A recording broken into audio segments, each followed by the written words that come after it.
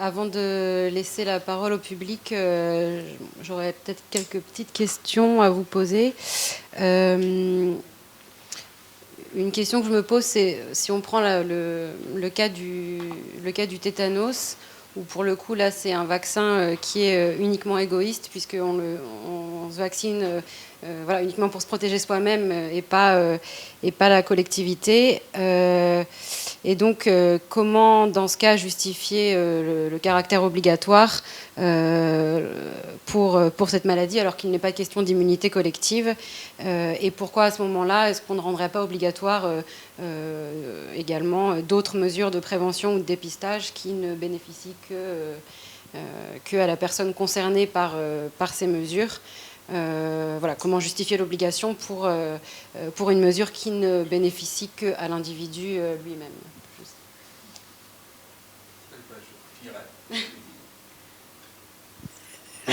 La question est très intéressante et elle est amusante parce qu'encore une fois, il faut regarder les erreurs de l'histoire. Il se trouve que les 3 derniers vaccins obligatoires avant cette extension, il n'y en avait plus que 3 en France avant l'extension par Agnès Buzyn il y a un an ou 2, c'était diphtérie, tétanos et polio, qui sont 3 vaccins égoïstes. Au sens, vous savez, un vaccin égoïste, c'est je protège moi d'abord, et un vaccin altruiste, c'est je protège d'abord, je protège aussi la communauté.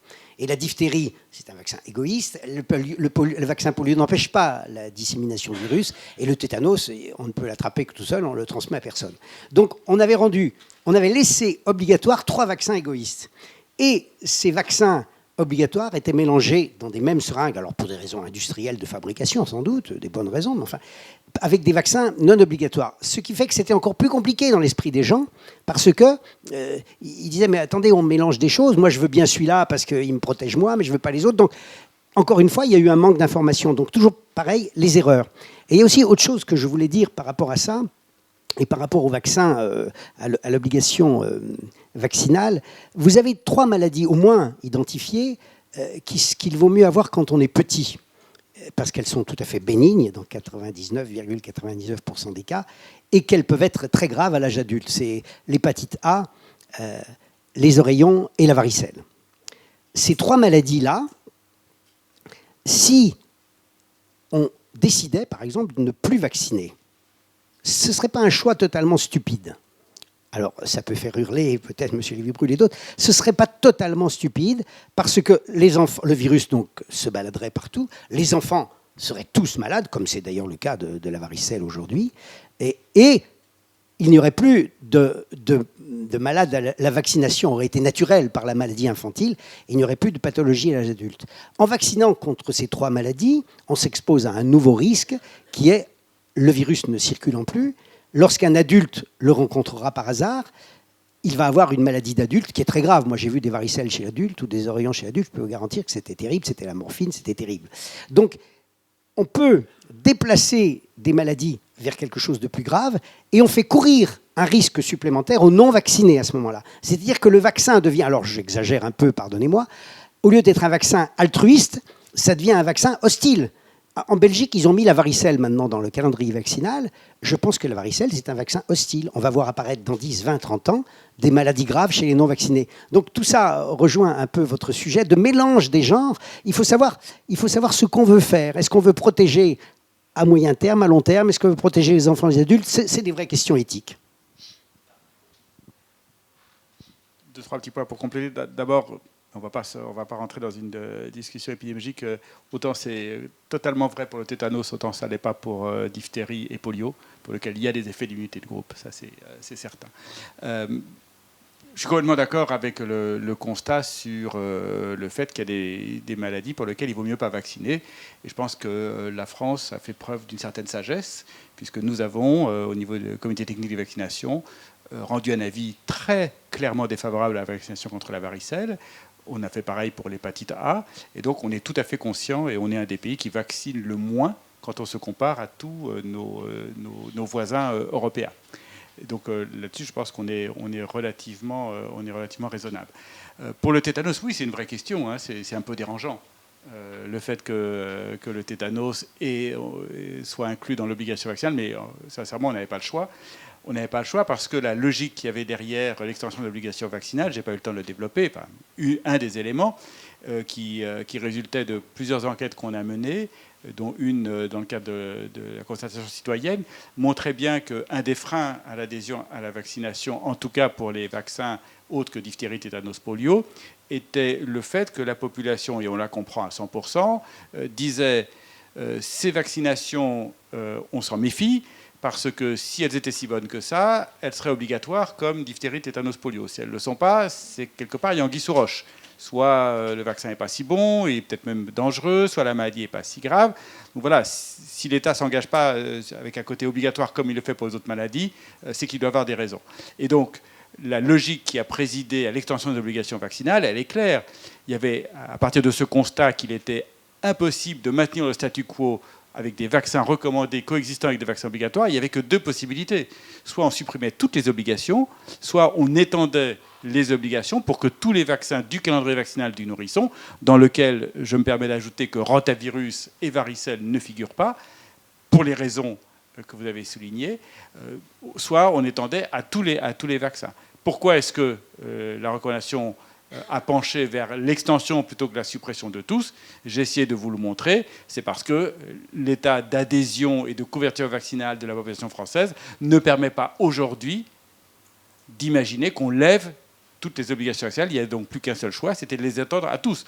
Et donc, en dehors même de la contrainte des produits qui fait qu'il n'aurait pas été possible de retirer le tétanos de la liste des vaccins obligatoires, parce qu'il n'y a pas de produits qui correspondent à la vaccination hexavalente moins tétanos, ça n'existe pas sur le marché.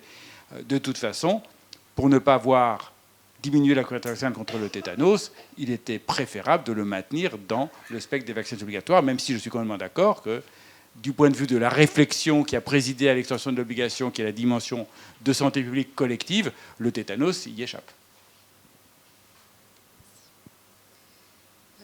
J'avais peut-être encore une dernière question avant de passer aux questions du public. La question que je me pose, c'est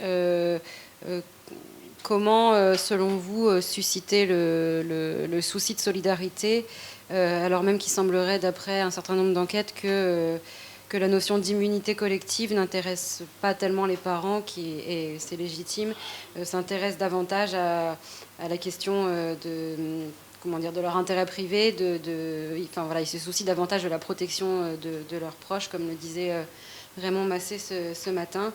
Voilà, ce motif, cette dimension sociétale n'est pas dominante. Voilà, donc juste, je voulais avoir votre avis sur comment susciter ce souci de solidarité. Est-ce que c'est en créant plus de débats publics? Est-ce que Je ne suis pas aussi pessimiste. Je pense qu'aujourd'hui, dans l'état de méfiance et de crainte des effets secondaires, bien entendu, l'argument de dire qu'en vaccinant, vous allez protéger votre environnement, voire la collectivité tout entière, ne passe pas. Si on est capable de rassurer la population sur le fait que, en vaccinant votre nourrisson, vous ne lui faites pas courir de risque, au contraire, vous le protégez, alors l'argument collectif, je pense que les gens sont très preneurs de cet argument. Les données ne sont pas aussi univoques que ça. On ne peut pas dire que l'abolition française ne veut pas entendre la notion de solidarité. Mais elle met l'intérêt qu'elle croit être celui de son enfant avant ce qui est la cerise sur le gâteau, qui est la dimension collective. Mais le jour où on les aura rassurés, je pense que l'immense majorité de la population sera ravie de contribuer à cette protection collective. Je confirme, c'est vrai. L'esprit civique compte. Non, mais ça va. Je crois que j'allais dire pareil. Je ne suis pas du tout pessimiste sur, au contraire, les nouvelles solidarités qu'on voit d'ailleurs socialement se renouveler. Et d'ailleurs, un des domaines dans lequel ça a été très bien montré, qu'en réalité, les gens sont souvent... Et comme vous le dites, effectivement, il y a une sorte de priorisation pour son enfant. C'est aussi ce dont on est responsable, son enfant. Hein. Ce n'est pas seulement le préféré, c'est aussi celui dont on est responsable. Donc c'est aussi un engagement moral différent parce qu'on est directement responsable de l'enfant dont on est le parent. Donc c'est pas seulement une sorte d'individualisme mesquin, je crois que c'est aussi un engagement moral fort, mais en dehors de cette priorisation pour ce qui nous est le plus proche et ce dont on est responsable, dans la recherche par exemple, on a constaté qu'il y a une vraie motivation altruiste des personnes qui participent à la recherche et qui veulent augmenter les connaissances et qui veulent participer à cette augmentation au bénéfice des autres, des futurs patients. Et donc je crois qu'en réalité, cette question-là, finalement, elle est un peu masquée par la virulence des débats qui a pu surprendre, notamment sur effectivement le caractère. C'est pour ça que je disais qu'une des voies pour moi, c'est d'affronter les questions économiques en santé. Ça fait partie des questions éthiques. Comment on distribue le plus justement possible des ressources publiques? C'est une question qu'on doit poser. Et on ne doit pas en fait l'exclure des débats, parce que plus on l'exclut des débats, et plus on a derrière, comme le décrit très bien Brian Wine, ce retour hors du système de la critique par l'argent, de la critique. Et du coup, probablement, pour moi en tout cas, c'est une des choses auxquelles on doit se confronter et qui augmenterait probablement la confiance. C'est de ne pas nier ces questions-là. Cette époque de budget dominant, il faut rappeler que les vaccins sont, alors on parle de finances pures, c'est la meilleure rentabilité par euro en termes d'années qualité de vie gagnée. C'est la meilleure rentabilité de toutes. La première étant la scolarisation des filles en Afrique, je le dis, c'est-à-dire quand vous mettez 1 euro dans la scolarisation d'une fille dans le tiers-monde, vous gagnez encore plus en années qualité de vie, et après en deuxième vient la vaccination, si on garde en coût. Donc c'est le moins cher pour la santé. Bonjour, moi je m'interroge sur le succès que vous décrivez de l'obligation vaccinale. C'est un incontestable succès épidémiologique, bravo, très bien. Je ne suis pas certain que ça soit un succès au niveau de la volonté qui avait primé dans cette décision de dire on va le rendre obligatoire, comme ça dans quelques années tout le monde sera convaincu et ça ira beaucoup mieux, on va pouvoir lever l'obligation. En fait, je me rappelle très bien des discours à ce moment-là, la conclusion de la conférence de consensus avait été celle-ci. C'est une mesure temporaire, après tout ira mieux parce que tout le monde aura compris. Je m'occupe, il se trouve, d'un centre de vaccination qui est particulièrement intéressant. C'est un centre de vaccination international. C'est-à-dire les gens viennent volontairement. Ils ne viennent pas par obligation. Or, qu'est-ce qu'on a observé depuis l'obligation vaccinale? On a observé en fait une baisse de la vaccination. C'est-à-dire qu'on a moins de gens qui viennent se faire vacciner volontairement depuis 2 ans, et nettement moins, et on est vraiment représentatif du système français, on est le plus gros centre français en la matière, et on a observé cette baisse qui a suivi un rebond immédiat après la décision, et ensuite une baisse régulière de la fréquentation. Donc j'en déduis qu'en fait, l'obligation vaccinale a quelque part créé un clivage entre ceux qui sont très favorables à la vaccination et qui continuent et qui le feront quoi qu'il arrive, et ceux qui dévient vers ce que j'appelle la croyance. Et c'est une question qui n'a pas été tellement abordée, je le regrette un peu, c'est cette notion finalement de croyance, qui est une question quasi théologique dans la vaccination ou justement contre la vaccination, et contre laquelle évidemment on est incapable de rien faire. Mais donc j'aimerais savoir si Santé publique France a l'intention de poursuivre cette question avec cette réflexion-là, qui n'est pas qu'une question épidémiologique de l'obligation vaccinale, mais de savoir qu'est-ce qui se passe en dehors de l'obligation. Oui, alors bien sûr, il faut pas crier victoire trop tôt, et les choses sont probablement beaucoup plus hétérogènes qu'on peut les résumer d'un seul chiffre.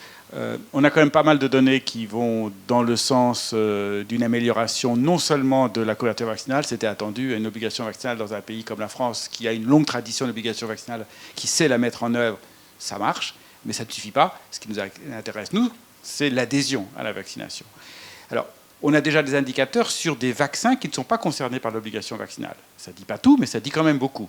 On voit depuis 2 ans une amélioration extrêmement nette de la couverture vaccinale contre le papillomavirus. Alors, hasard ou pas, j'en sais rien. En tout cas, elle augmente de manière extrêmement nette depuis le 1er janvier 2018. Donc, les gens, c'est une vaccination qui n'est que recommandée. Je pense quand même qu'il y a une dimension dont on n'a pas parlé, qui me paraît importante. C'est vrai que le discours consistant à dire l'obligation vaccinale va restaurer la confiance, il peut choquer. Et c'est sûr que ce n'est pas une obligation vaccinale en soi-même qui restaure la confiance. Elle peut même la miner. Mais il y a une dimension qui, dans le contexte français particulier, me paraît avoir contribué à un impact positif de la mesure, c'est le fait que, en particulier, je pense aux professionnels de santé, mais c'est vrai en grande partie c'est pour la population, la vaccination était un sujet tabou pour les ministères de la Santé auparavant. Les médecins se sentaient complètement lâchés depuis l'hépatite B avec le H1N1. Il n'y avait aucune parole publique. Les médecins se sentaient abandonnés dans un contexte dans lequel les questions devenaient de plus en plus pressantes de la part des parents, parce que grâce, avec beaucoup de guillemets, aux réseaux sociaux, les parents, avant de venir se faire vacciner, eh ben, ils consultaient beaucoup de sources. Et les pauvres médecins, ils étaient incapables, pour beaucoup d'entre eux, de répondre à toutes les questions. Ils attendaient de la part des autorités de santé un peu de soutien. Zéro.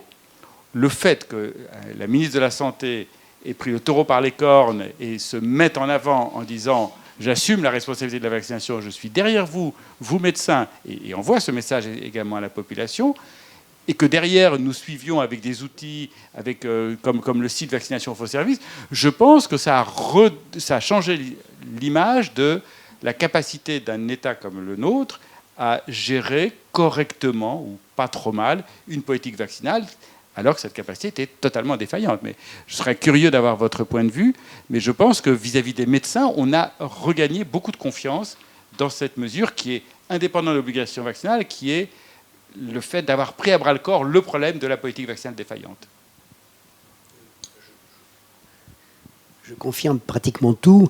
J'ai oublié de mentionner dans l'aspect du vaccin qui s'est désacralisé au niveau social, qui a perdu et qui a mis les médecins finalement en colère, l'épisode H1N1 en France, bien sûr, qui a été tout simplement catastrophique, où là, les Français ne sont pas stupides, hein, jusqu'à preuve du contraire, c'est un peuple éduqué. Les conflits d'intérêts étaient tellement visibles que c'en était grossier, quoi. C'en était grossier, et ça a contribué à aussi diminuer cette croyance de certains confrères. Et c'est vrai que les confrères s'étaient abandonnés. Moi, j'avais plein de confrères qui étaient comme moi opposés à l'obligation vaccinale. Dans un nous généraliste, on a toujours fait, là, vous avez montré les chiffres, dans les années 80, la couverture était parfaite, il n'y avait que les médecins qui s'en occupaient, elle était parfaite. Maintenant, on ne fait plus confiance. Et c'est vrai qu'ils se sentaient abandonnés depuis l'épisode Kouchner et l'épisode Bachelot, par des gens qu'ils jugeaient incompétents, ce qui n'était pas tout à fait faux d'ailleurs. Et ils se sentaient abandonnés. L'obligation leur a quelque part simplifié la vie, elle leur a totalement simplifié la vie. C'est pas moi qui décide, c'est mon chef, donc moi je fais ce qu'a dit mon chef. C'était parfait, hein, c'est clair. Si je peux me permettre juste d'ajouter une notion qui est un peu différente mais qui va dans le même sens. Non seulement ça a simplifié la vie des médecins, mais cette mesure, elle a soulagé une grande partie des parents. Alors, il y a les parents qui effectivement étaient des opposants de manière que je qualifierais peut-être un peu dogmatique, mais c'est 2% de la population d'après toutes nos enquêtes.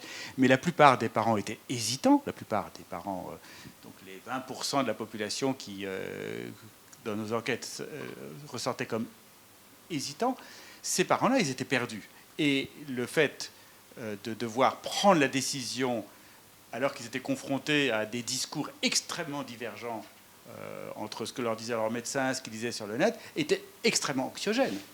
Je comprends qu'un jeune parent avec un premier enfant de 8 semaines de vie soit un petit peu anxieux à l'idée de prendre la décision, après avoir lu tout ce qu'il a pu lire sur la myofasciite à macrophage, la mort subite du nourrisson, j'en passais des meilleurs, de prendre la décision soi-même en sachant qu'on est un peu dépassé par tous ces débats scientifiques sur lesquels il n'y a pas consensus.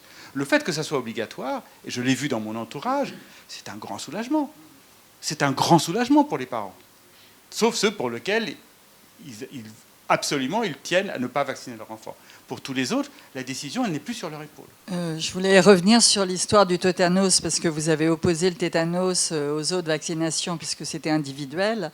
Il y a aussi un problème. Enfin, moi, du fait de mon âge, j'ai vu des patients mourir de tétanos en réanimation.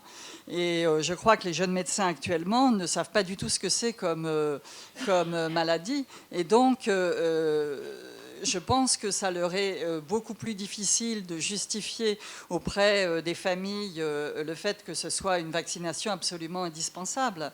Et la diphtérie, ça ne doit pas être loin non plus. Donc il y a probablement aussi, et les chiffres que vous avez montrés, il y a probablement aussi un travail à faire auprès des jeunes médecins pour soutenir leur implication dans ce domaine. Je vais prendre le micro pour aller dans votre sens. Vous avez parlé des maladies infectieuses et de tout ce qu'on savait des maladies infectieuses, du poids historique, hein, la peste, le choléra. Moi, je pense que les jeunes n'ont pas cette notion de la gravité des maladies infectieuses. Et j'invite Santé publique France à communiquer encore plus, où il y a les médecins, il y a également les habitants, usagers, citoyens dont on a parlé tout à l'heure. Chacun a un rôle à jouer pour passer cette information sur les maladies infectieuses. Et puis, je voulais également dire que dans votre enquête dorénavant, vous pourrez rajouter l'avis des pharmaciens, des infirmiers qui vont devenir de plus en plus vaccinateurs et qui pourront également renforcer le rôle des médecins dans la vaccination. J'ai entendu des mots d'éducation, information, valeurs partagées, vaccin altruiste. Il y a quelque chose qui m'étonne, c'est le peu de couverture vaccinale des personnels soignants, que ce soit les médecins, mais bien sûr toutes les personnes au contact de patients qui peuvent être immunodéprimés, personnes âgées, etc. Et pourtant, c'est une population qui est informée et qui, a priori, souhaite prendre soin des autres. Et voilà, je voudrais avoir votre avis là-dessus, parce que c'est un vrai problème. Oui, je veux répondre aux deux, parce que c'est intéressant ce que vous dites. Moi, j'ai vu des tétanos, j'ai travaillé en Afrique. Quand on a vu un tétanos, on se vaccine contre le tétanos jusqu'à la fin de ses jours, jusqu'à 90 ans, tous les 10 ans. Ça, c'est clair. Donc, c'est vrai que vous ne pouvez pas reprocher à un jeune confrère qui n'a jamais vu de tétanos, il ne sait pas ce que c'est. Donc c'est le vrai problème des vaccinations. Il y a un moment, les vaccins, c'est comme tous les, ils ont une histoire. Il y a un moment, quand on vaccinait contre la variole, avant que la variole, le vaccin soit supprimé, il y avait plus de risques par le vaccin que par la maladie. Il y a une période qui a duré 10, 15 ans, je ne sais pas combien, où c'était plus risqué en termes d'épidémiologie pure de se faire vacciner que de ne pas se faire vacciner. On ne pouvait plus attraper la variole alors qu'on pouvait il y avait quelques complications de la vaccination. Donc il y a un moment, j'allais dire, quand la maladie est disparue, alors il se trouve que les vaccins actuels sont pratiquement plus dangereux du tout, je crois pouvoir dire, donc c'est pas grave. C'est pas grave si la maladie a disparu, on peut continuer à faire le vaccin. Mais c'est vrai qu'individuellement, vous n'avez aucun intérêt à vous faire vacciner contre une maladie qui a disparu. Vous ne percevez pas l'intérêt.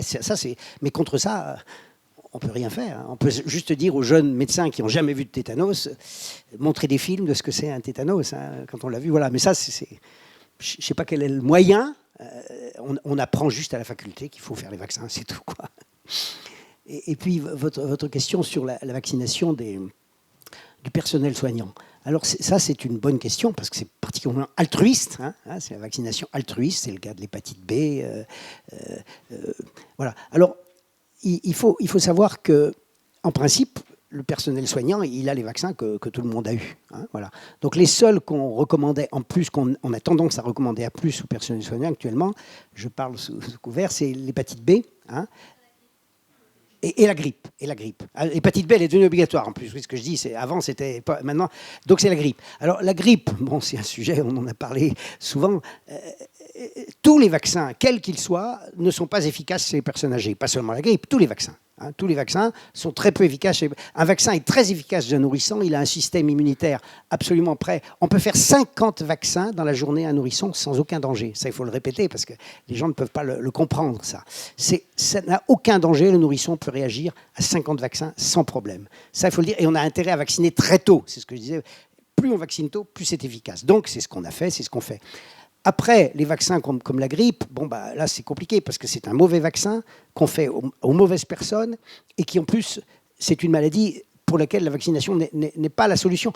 Pour que la vaccination soit une solution en termes donc, d'efficacité, il faut que le virus mute peu, il faut qu'il ne soit pas dispersé dans une autre espèce que Homo sapiens, et il faut que le vaccin soit efficace. Il y a 3 conditions. La grippe, c'est un virus qui mute énormément, qui est dispersé dans 3000 espèces différentes, aviaires et mammifères, et dont le vaccin n'est pas efficace. Donc, en termes de vaccination, c'est la plus mauvaise idée possible pour la grippe. Alors, je ne sais pas quels sont les autres moyens de se protéger de la grippe. C'est peut-être de porter des masques, je ne sais pas, ou de dire Inch'Allah, voilà. Mais En tout cas, en ce qui concerne la grippe, je pense que si on se forçait à vacciner le personnel soignant, je pense qu'on ferait aussi une erreur, quoi. Il me semble qu'il faut dégager l'idée de traiter l'avenir de la grippe pour l'espèce, je parle par la vaccination. Il faut trouver autre chose, mais pas ça, il me semble. Bon, là, on peut ne pas être du même avis que moi, on a le droit, mais c'est mon étude, j'allais dire, en tant que biologiste,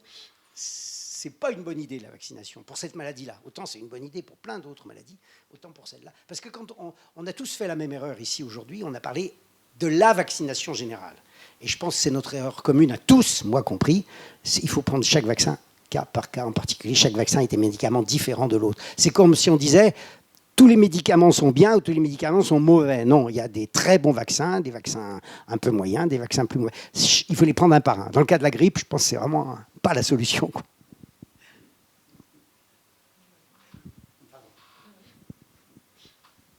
Je trouvais votre remarque sur l'absence de vaccination des soignants très intéressante parce que on observe les mêmes choses sur plein d'autres questions. Les médecins transplanteurs ou les soignants qui font de la transplantation n'ont pas plus de cartes de donneur que les autres, voire ils en ont moins. Il n'y a pas plus de médecins qui remplissent leurs directives anticipées, ou pas plus de soignants, hein, quand je dis médecins c'est au sens large, que dans la population générale.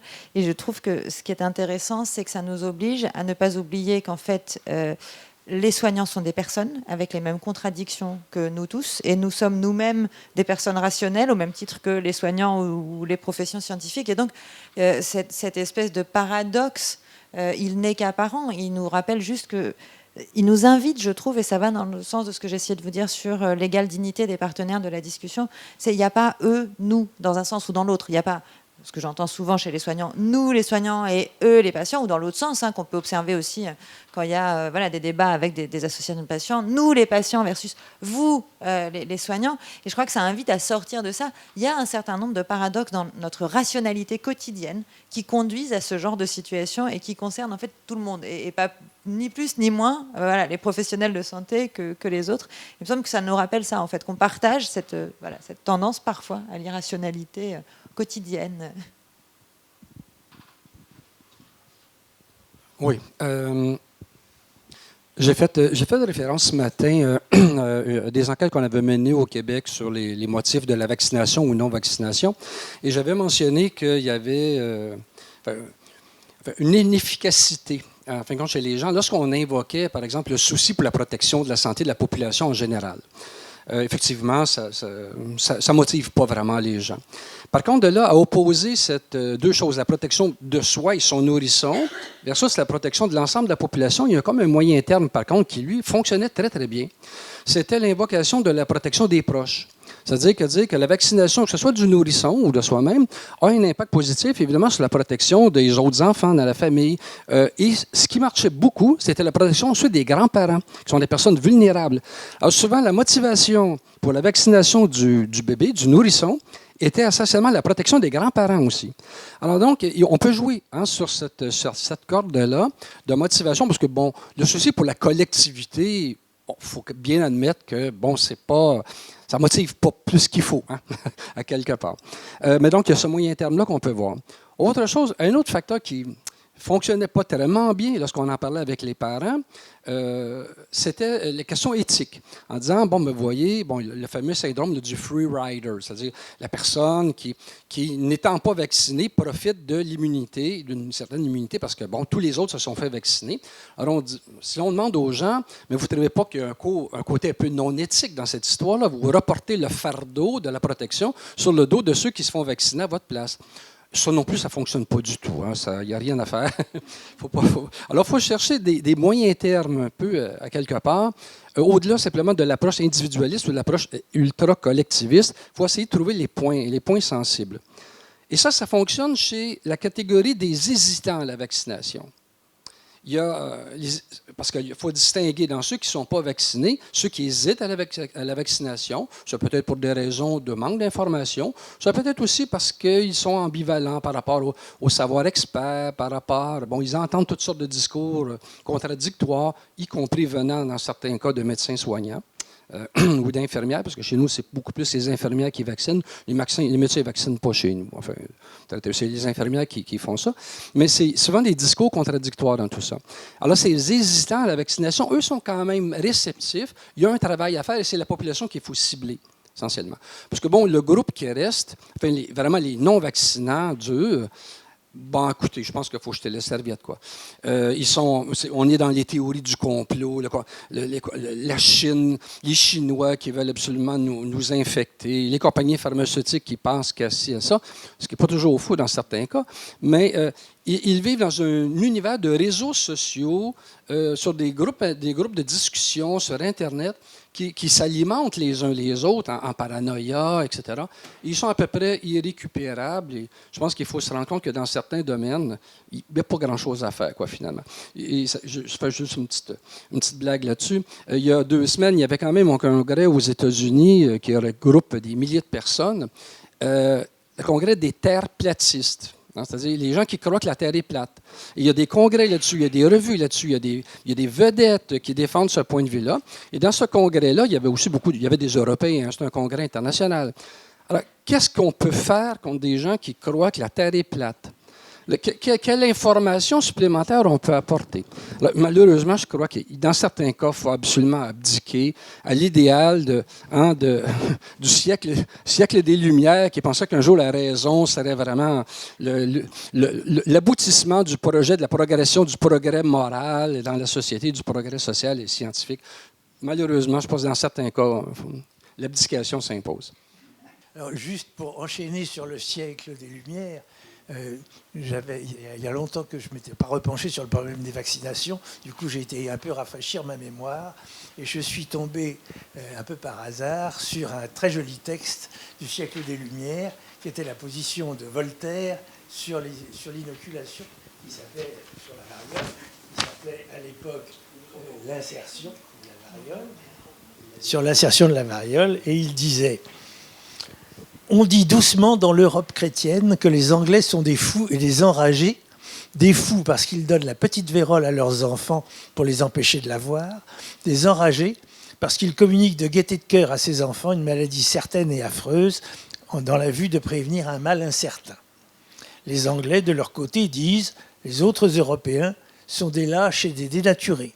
Ils sont lâches en ce qu'ils craignent de faire un peu de mal à leurs enfants, dénaturés en ce qu'ils les exposent à mourir un jour de la petite vérole. Pour juger laquelle des deux nations a raison, voici l'histoire, etc. » Et il conclut: un évêque de Worcester a depuis peu prêché à Londres l'inoculation. Il a démontré en citoyen combien cette pratique avait conservé de sujet à l'État. Il l'a recommandé en pasteur charitable. On prêcherait à Paris contre cette invention salutaire, comme on a écrit 20 ans contre les expériences de Newton. Tout prouve que les Anglais sont plus philosophes et plus hardis que nous. Il faut bien du temps pour qu'une certaine raison et un certain courage d'esprit franchissent le pas de Calais. Je trouve que cette citation vient tout à fait bien sur la discussion. Alors moi, j'avais deux autres remarques. Là, la discussion m'a fait souvenir que dans les années 58 à peu près, à un moment où il y avait encore beaucoup de tuberculose, mais où la streptomycine commençait à être active, il y a eu un des patrons parisiens qui a fait une communication à l'Académie de médecine sur le thème « Maintenant nous savons guérir la tuberculose, arrêtons le BCG ». Alors, on y revient maintenant, pratiquement 50 ans plus tard. Donc ça, c'est une première chose. L'autre remarque, c'est que du coup, j'ai été regarder un peu sur les différents sites ce qui se disait sur la vaccination, en particulier sur les sites officiels. Eh bien, en dehors du site vaccination que vous avez cité tout à l'heure, pratiquement tous les tableaux, toutes les choses sont illisibles. Et encore là, si je regarde et je me dis qu'est-ce qui va arriver à mon bébé, j'ai un grand tableau qui est bien fait, mais sur lequel il y a effectivement 6 maladies par 6 maladies. On ne sait pas si on va avoir 6 piqûres ou une seule, etc. Et il manque un certain nombre de détails. Et il y a un vrai besoin de communication claire sur les sites officiels.